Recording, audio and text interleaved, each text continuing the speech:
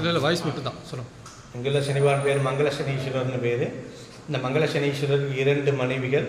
அதில் வலது பக்கமாக இருக்கிறது மந்தாதேவின்னு ஒரு மனைவி, இடது பக்கமாக இருக்கிறா ஜேஷ்டாதேவின்னு ஒரு மனைவி. இந்த வலது பக்கம் உள்ள மந்தாதேவிங்கிற அம்மாவுக்கு மட்டும் 2 பையன். கீழே குட்டி குட்டியாக ப்ளூ கலர் ட்ரெஸ்ஸில் இருக்குது, 2மே பசங்க தான். அதில் வலது பக்கமாக இருக்கிற பையன் பேர் தான் மாந்தின்னு பேர், இடது பக்கமாக உள்ள பையன் பேர் குளிகன்னு பேர். இந்த மாந்திங்கிறவர் தான் நவகிரகம் போல் ஒரு கிரகம், 10வது கிரகம். நம்ம கண்களுக்கு தெரியறதில்ல. கேரளா ஆந்திராலாம் பார்த்திங்கன்னா ஆயுள்காரன்னு சொல்லிட்டு நம்மளோட வயதை தீர்மானம் பண்ணி ஜாதகம் எழுதி மாந்தி வச்சு தான் எழுதுவார். இங்கே நம்ம தமிழ்நாட்டை பொறுத்த வரைக்கும் நம்மளோட ஜனன ஜாதகத்தில் 12 கட்டங்களில் 11 கட்டத்தில் மாந்தின்னு எங்கே இருந்தாலுமே தோஷகாரகம் தான். இதைத்தான் முன்வினின்னு சொல்கிறாங்க. 4-5 தலைமுறைகளில் ஏற்படக்கூடிய பித்திருக்கள் சம்மந்தமாக அல்ல தோஷமோ அல்லது சாபமோ இருந்தால் தான் ஜாதகத்தில் மாந்தினே பிரதிபலிக்கும். இந்த மாந்திங்கிற ஒரு ஜாதகத்தில் யார் கூட சேர்ந்து இருந்தாலுமே அவர்கள் கொடுக்கக்கூடிய நற்பலன்களாக இருந்தாலும் அதை தடுத்து நிறுத்தி லேட் பண்ணக்கூடிய சக்தி இந்த மாந்திபானுக்கு உண்டு. அதனால் சிலருக்கு படிப்பில், கல்யாணம், புத்திரபாக்கியம், தம்பதிகள் ஒற்றுமை, தொழில், ஆரோக்கியம், இந்த கேரளாவில் செய்யக்கூடிய மாந்திரிகம் வரைக்கும் நிவர்த்தி பண்ணக்கூடிய இந்த வலது பக்கமாக இருக்கிற மாந்தி பகவான் தான் அதற்கான பரிகார ஸ்தலம் தான் அது. 2வது பையன் குளிகைங்கிறது நேரம், டெய்லியே ராகுகாலம் இவங்கிட்ட வர மாதிரி குளிகைன்னு ஒரு காலம் வரும் அதற்குரியவர். நம்ம ராகுகாலம் இவங்கிட்டத்தில் செய்யக்கூடாத நல்லதெல்லாம் இந்த குளிகையில் பண்ணலாம். ரொம்ப விசேஷமான நேரம், எது செஞ்சாலும் வளரும். அதனால தான் நம்ம துக்க காரியங்கள் குளிகையில் செய்யக்கூடாதும்பா. மற்றபடி நம்ம மென்மேலும் வளரக்கூடிய செயல்களான அனைத்து செயல்களுமே இந்த குளிகைங்கிற நேரத்தை செஞ்சோம் அப்படின்னா அந்த நேரமே நமக்கு வளர்ச்சி ஏற்படுத்தி கொடுக்குறாங்க.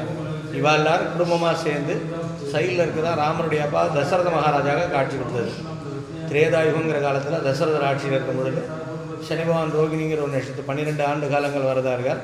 அப்படி 12 வருஷம் வந்து ரோகிணியில் தங்கினார் அப்படின்னா லோகத்தில் பெரிய பிரளயமே ஏற்படும். அதனால் மக்கள் எல்லாருமே பஞ்சம், பசி, பட்டினின்னு சாப்பாட்டுக்கே சிரமப்படக்கூடிய சூழ்நிலை ஏற்படும். தெரிஞ்சுட்ட தசரதர் நம்மளோட ஆட்சி காலத்தில் மக்கள்லாம் சிரமப்படப்படாதுன்னு சனிபகவானை நோக்கி ரோகிணிக்கே வராதிங்கன்னு தடுத்து சண்டைக்கு போகிறார்.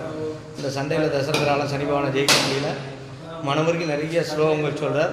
இந்த ஸ்லோகத்தில் மனம் குளிர்ந்த சனீஸ்வர பகவான் இந்த திருநறையூருங்கிற க்ஷேத்திரத்தில் சூரிய குலத்தில் நீராடி என்னை வந்து பூஜித்தால் உனக்கு 2 வரங்கள் தரதாகவும் குடும்ப சகிதமாக காட்சி தரதாகவும் சொல்கிறார். அதற்காக வந்து வழிபட்ட சொல்கிறோம்.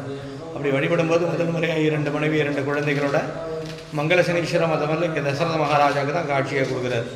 அதே போல் முதல் வரமாக மக்கள் நலனுக்காக சண்டைக்கு வந்ததுனால ரோகிணிங்கிற நட்சத்திரத்துக்கு வருவேன், ஆனால் யாரையும் ரொம்பவும் தொந்தரவு பண்ண மாட்டேன்னு முதல் வரமாகவும், 2வது வரம் தான் சனி பகவான் தன்னால் ஏற்படக்கூடிய தோஷமாக இருந்தாலும் என்னோட மூத்த பிள்ளையான மாந்தினால் ஏற்படக்கூடிய தோஷமாக இருந்தாலும் இங்கே வந்து பூஜை பண்ணால் அதையெல்லாம் நிவர்த்தி பண்ணிட்டுன்னு வர மாற்றுறார்.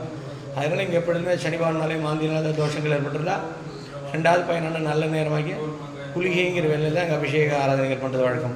இங்கே பரிகாரங்கிறது அபிஷேகம் தான். குடும்ப சகிதமாக இருக்கிறதுனால இங்கே சனிபகவானுக்கு கருப்பு வஸ்திரம் ஆகாது, நீல வஸ்திரதாரியாக தான் இருப்பார். அவருக்குன்னு தனியாக கொடிமரம், வாகனம், இப்படி தனி சன்னதியாக சுற்றி வர மாதிரி இந்த கோயிலை விட்டு அது மாதிரி அமைப்பான கோயில் வேறு எங்கேயும் இல்லை. நம்ம ஜாதக ரீதியான பிரச்சனை எல்லாத்துக்கும் தீர்வாக இருக்கிறதுனால சனிவாரோட நாமமே மங்களசனீஸ்வரர் பேர். சனிப்பயிற்சி முன்னே வாழ்க்கை திருக்கல்யாண வைபவம் வரைக்கும் உண்டு. நல்லா மனசார பிரார்த்தனைனா மங்களசனி மங்களத்தை எந்த ஊரில் இருக்குங்கிறதையும் சொல்லி. திருநறையூருங்கிற ஊர், நாச்சியார் கோயில் அருகில் திருநறையூருங்கிற க்ஷேத்திரம்.